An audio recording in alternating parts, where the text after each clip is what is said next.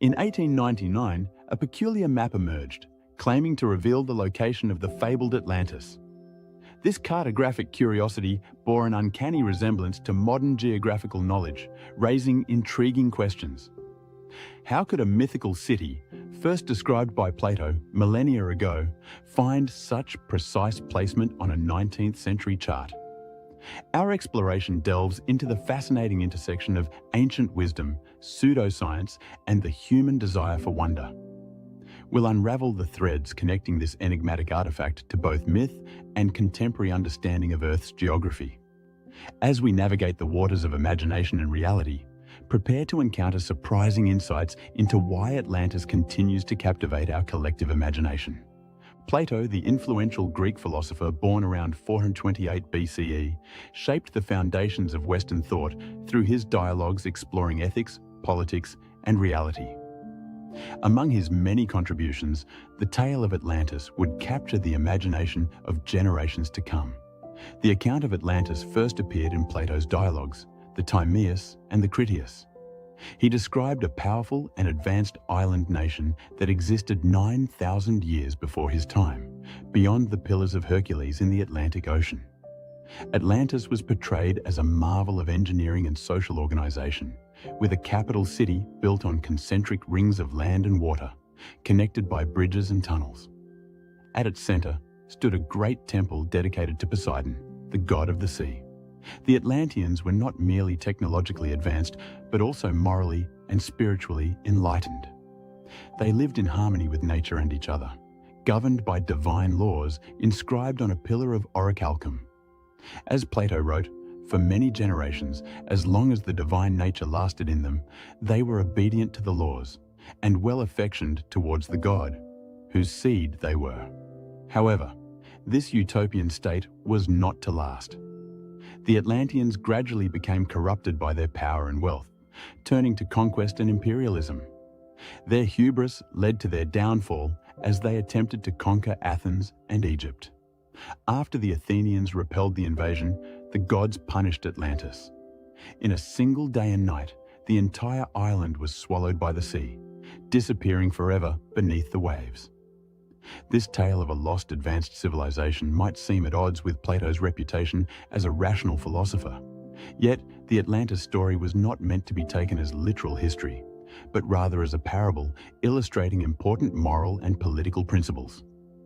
Through the rise and fall of Atlantis, Plato demonstrated the dangers of hubris and the consequences of abandoning virtue in pursuit of material wealth and power.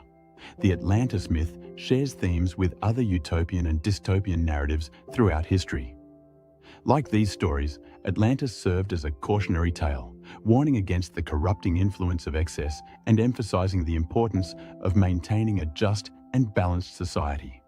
Plato's vivid account of Atlantis would go on to inspire countless thinkers, writers, and explorers in the centuries to come, leaving an indelible mark on Western culture and sparking a perpetual fascination with lost civilizations. Christopher Columbus, driven by tales of Atlantis and other mythical lands, set sail in 1492 with dreams of discovering advanced civilizations.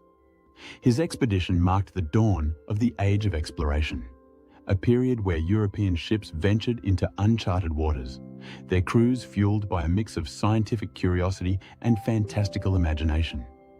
As explorers pushed the boundaries of the known world, cartographers worked tirelessly to map these new discoveries. Their efforts resulted in a curious blend of fact and fiction, with maps serving as canvases for both geographical realities and persistent legends. Islands of myth began to appear alongside newly discovered lands, blurring the lines between the known and the imagined. The impact of real archaeological discoveries on the Atlantis myth was profound. The ruins of Machu Picchu, hidden high in the Andes, and the remnants of Mayan cities shrouded in Central American jungles fired the imagination of scholars and the public alike. Each new finding seemed to lend credence to the possibility that Plato's account might be rooted in historical fact. Yet, as the Age of Exploration progressed, a tension emerged between the allure of myth and the advancements of scientific understanding. This clash between empirical evidence and fantastical imagination would come to define the evolving perception of Atlantis. It was akin to a tug-of-war between the heart and the mind, with each new discovery pulling in opposite directions. The development of more rigorous archaeological and geological methods began to challenge long-held beliefs about the age of civilization and the possibility of lost continents. Paradoxically, the age of exploration both fueled and challenged the Atlantis myth. While new discoveries opened up the possibility of finding lost worlds, they also filled in the blank spaces on maps where such places might have existed. This period marked a crucial turning point in the story of Atlantis. No longer simply a philosophical parable or distant legend, it had become a tantalizing possibility, a mystery that seemed just beyond the reach of discovery. The myth had evolved, taking on new dimensions that reflected the hopes, fears, and aspirations of an age defined by exploration and scientific advancement. As the age of exploration gave way to the scientific revolution, the Atlantis myth found itself at a crossroads. The discovery of geological processes like plate tectonics in the 18th and 19th centuries marked a turning point for the legend. As scientists unraveled the Earth's formation, realizing continents could move over vast periods, it challenged long-held beliefs about our planet's history. This new understanding explained puzzling phenomena like similar fossils across oceans and suggested the Earth was far older than previously thought. Despite these scientific advancements, many in the mid-1800s still adhered to a young Earth belief based on biblical timelines. This tension created fertile ground for Atlantis speculation, as the myth offered a bridge between ancient wisdom and emerging scientific worldviews. New geological theories influenced Atlantis hypotheses in unexpected ways. Some proposed the lost continent was swallowed by shifting tectonic plates, while others suggested it was a landmass connecting Africa and South America. The discovery of similar cultural practices across continents further fueled speculation about ancient connections between civilizations, with Atlantis often being posited as the missing link. The scientific revolution provided a framework for Atlantis theories that attempted to reconcile myth with measurable evidence. This era saw the rise of pseudoscience, an approach that misapplies scientific concepts to support fantastical claims.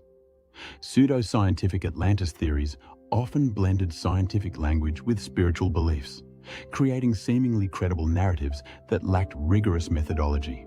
The late 19th century's cultural fascination with lost civilizations and ancient mysteries provided an ideal backdrop for individuals like William Scott Elliot.